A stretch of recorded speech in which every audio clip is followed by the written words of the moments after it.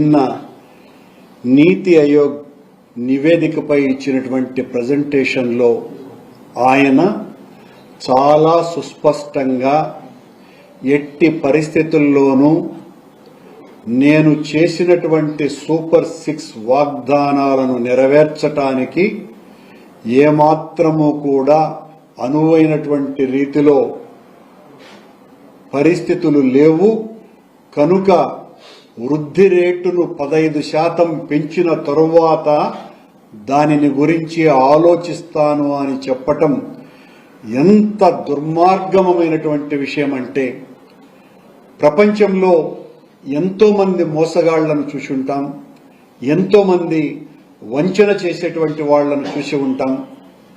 కానీ ఒక ప్రజా నాయకుడిగా ఉండి ప్రజలకు మేలు చేయటానికే కారణజన్ముడుగా జన్మించినానోనని తన అనుయాయుల చేత పొగిడించుకునేటువంటి చంద్రబాబు నాయుడు గారు చేసినటువంటి ఈ ప్రజా వంచన అన్నింటికంటే చాలా దుర్మార్గమైనటువంటిది.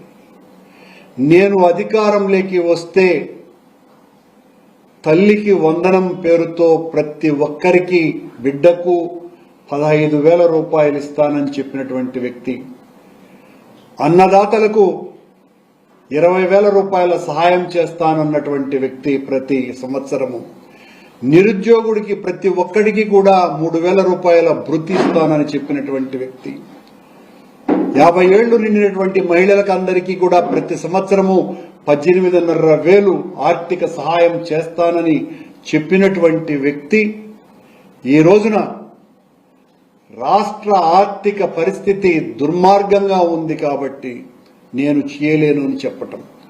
ఇదే చంద్రబాబు నాయుడు గారు, పవన్ కళ్యాణ్ గారు, ఆయన కూటమిలో సాగేటువంటి పురంధరేశ్వరి గారు వీళ్ళంతా కూడా ఎన్నికలలో ప్రచారం చేసినప్పుడు రాష్ట్ర ఆర్థిక పరిస్థితి కకావికలమైపోయింది, తునాతునకలైపోయింది.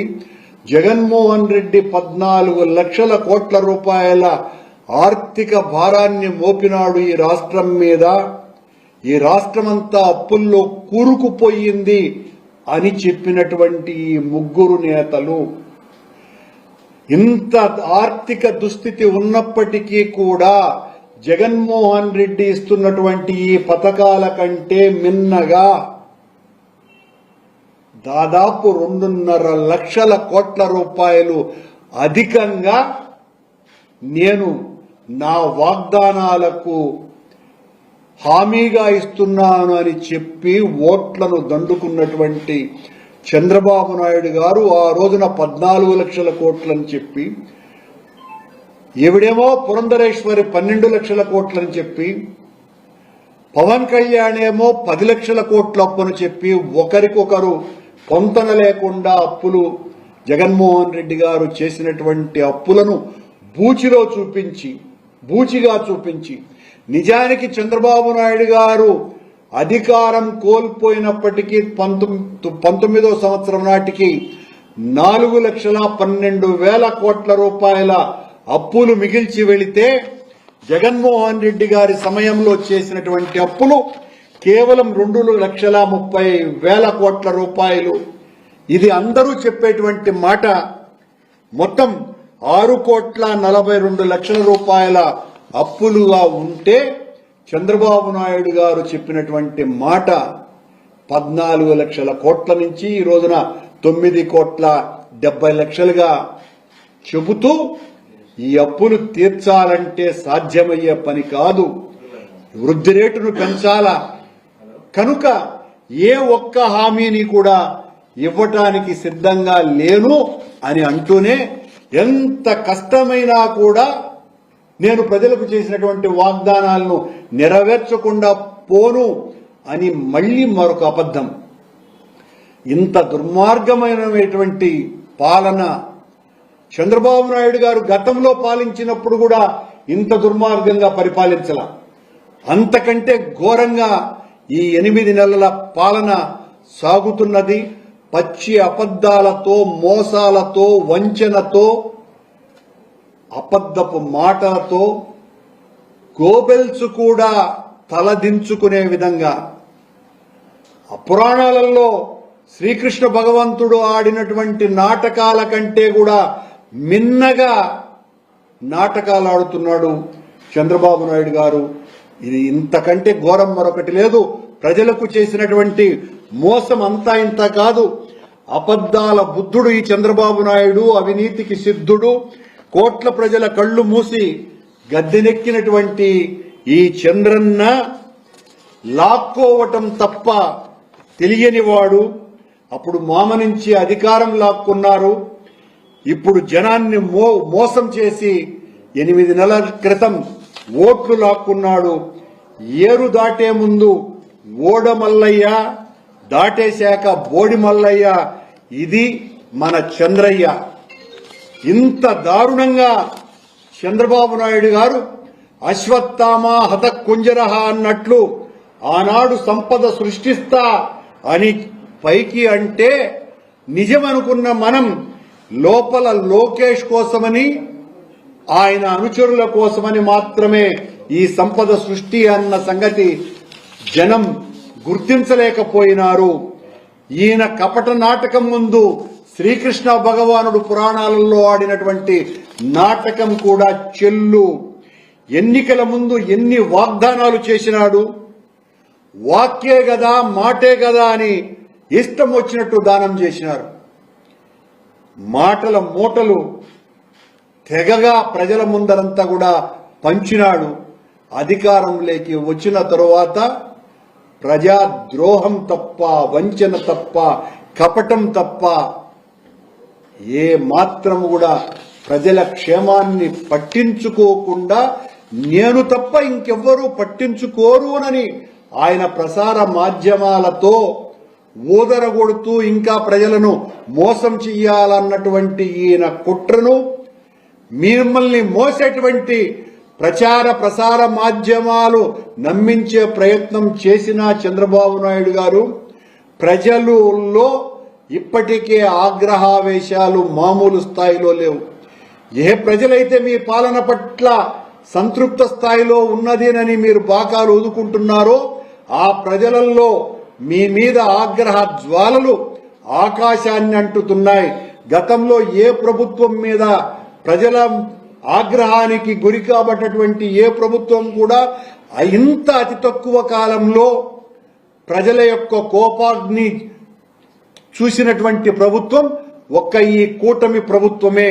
పవన్ కళ్యాణ్, చంద్రబాబుల యొక్క ఈ కూటమి ప్రభుత్వం మీదనే ఇంత దారుణమైనటువంటి పరిస్థితిలో ప్రజలు ఆలోచిస్తున్నారు అన్నటువంటి విషయాన్ని తెలియజేస్తూ, ఆనాడు తల్లికి వందనం అని చెప్పి ఒక్కొక్కరికి 15,00,000 రూపాయలు ఇస్తాను ఇంట్లో ఉన్నటువంటి ప్రతి ఒక్కరికి అని చెప్పినటువంటి ఆ తల్లికి వందనం చంద్రబాబు పాలన వచ్చిన తర్వాత అది తల్లికి తద్దినంగా మారిపోయింది.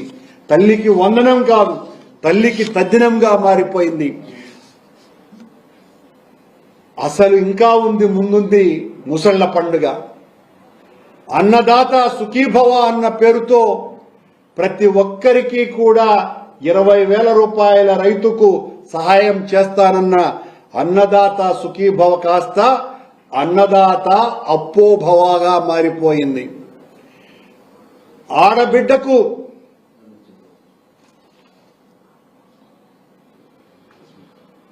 ఆడబిడ్డకు నిధి పేరుతో ఏటా 18,000 రూపాయల సాయం చేస్తానన్నటువంటి చంద్రబాబు నాయుడు గారు ఆడబిడ్డ నిధి కాస్త ఆడబిడ్డకు ఏడుపు విధిగా మారిపోయింది.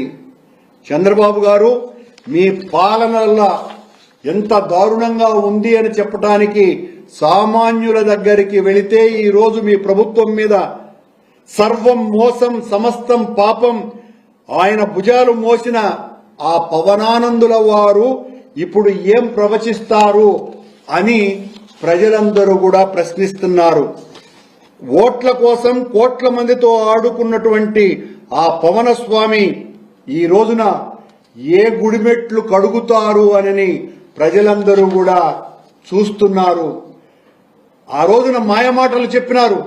జగన్మోహన్ రెడ్డి మొత్తం వ్యవస్థను సర్వనాశనం చేశారు అని చెప్పి ఓట్లు అబద్ధాలతో దండుకున్నటువంటి మీరు అధికారంలోకి వచ్చిన తర్వాత సర్వం సహా ప్రతి వర్గాన్ని నాశనం చేస్తూ ఆ రోజున 5 సంవత్సరాల పరిపాలనా కాలంలో జగన్మోహన్ రెడ్డి గారు సంక్షేమమే పరమావధిగా ప్రపంచమంతా కూడా కరోనా సమయంలో అన్ని దేశాలు అతలాకుతలమైతే జగన్మోహన్ రెడ్డి గారు ఇచ్చినటువంటి సంక్షేమ కార్యక్రమాల వలన ఈ రాష్ట్రంలో ఏ ఒక్క పేదవాడు కూడా కించిత్తు కూడా ఇబ్బంది పడనటువంటి పరిస్థితి. నిజానికి జగన్మోహన్ రెడ్డి గారు ఒకవైపున సంక్షేమం, మరొక వైపున అభివృద్ధి, ఇవి రెండు కళ్లుగా ఆయన పాలన సాగిస్తే మీ దుష్ప్రచారం వలన మిమ్మల్ని మోసేటువంటి బోయిలైనటువంటి ఆ ప్రసార మాధ్యమాలు, ప్రచార సాధనాల విష ప్రయోగం కారణంగా జగన్మోహన్ రెడ్డి గారి మీద గరళం చల్లి ఓట్లు దండుకొని అధికారంలోకి వచ్చిన తర్వాత ఇప్పటికి దాదాపు 5 లక్షల మంది పెన్షన్దారులకు పెన్షన్ను కట్ చేసి తూతూ మంత్రంగా 4,000 రూపాయల పెన్షన్ ఇస్తూ మళ్లీ సరైనటువంటి పెన్షన్దారులను మాత్రమే ఎంపిక చేస్తాం అని దానికి సర్వే కార్యక్రమాలు మొదలుపెట్టి ఇంకా లబ్ధిదారులను అందరినీ కూడా ఊచకోత చేసేటువంటి కార్యక్రమం చేస్తూ విద్యుత్ ఛార్జీలను పెంచను అని చెప్పి అధికారంలోకి వచ్చినటువంటి మీరు ఇప్పటికి దాదాపు 19,000 కోట్ల రూపాయలు సామాన్యుల మీద భారం మోపినటువంటి చంద్రబాబు నాయుడు గారు, పవన్ కళ్యాణ్ గారు ఒకవైపున ప్రజల మీద ఈ మోత మోగిస్తూ మరోవైపున మీరు ఇచ్చినటువంటి వాగ్దానాన్ని ఒక్కటి కూడా నెరవేర్చకుండా ప్రపంచంలో ఏ రాజకీయ నాయకుడు చేయనంత ద్రోహం ప్రజలకు చేస్తూ ధైర్యంగా కళ్ళు ఆర్పకుండా ఈ రాష్ట్రం అతలాకుతలమైపోయింది, ఈ రాష్ట్రాన్ని బాగుపరచటం నా ఒక్కడి వలనే సాధ్యమవుతుంది అని అబద్ధాలు మీరు చెప్పగలుగుతున్నారు అని అంటే, నేను చిన్నప్పుడు ఒక కథ వినేవాడిని. భూమి దగ్గర ఒక నక్క ₹1 అప్పు తీసుకునిందంట. ఆ అప్పు తీర్చమని భూమి అడుగుతూ ఉంటే ఈ నక్క పరిగెత్తుతూనే ఉంది. నక్క పరిగెత్తే కొద్దీ భూమికి అంతం లేదు కాబట్టి భూమి అడుగుతూనే ఉంది, నా రూపాయి ఎప్పుడు చెల్లిస్తావు, నా రూపాయి ఎప్పుడు చెల్లిస్తావు అని. పోతా పోతా ఉంటే నక్క ఒక కంపకు చుట్టుకొని నక్కకు కన్ను పోయింది. నక్క ముందే జిత్తులు మారి కదా, వెంటనే ఆగింది. భూమి అడుగుతోంది, నక్క నక్క నాకెప్పుడు ఇస్తావు నా అప్పు అని. కన్ను పోయింది నక్కకి. నువ్వు భూమి నువ్విచ్చింది 2 కళ్ళన్న నక్కక, 1 కన్ను ఉన్నటువంటి నక్కక అని అడిగింది. నేను ఇచ్చింది 2 కళ్ళ నక్కకి అని భూమి చెప్పింది. నాకు 1 కన్నే ఉన్నది, నువ్విచ్చింది నాకు కాదు, కనుక నేను నీకు అప్పివాల్సిన తీర్చాల్సినటువంటి పనే లేదు అని చెప్పిందంట. మా చిన్నప్పుడు చదువుకున్నటువంటి కథ అది.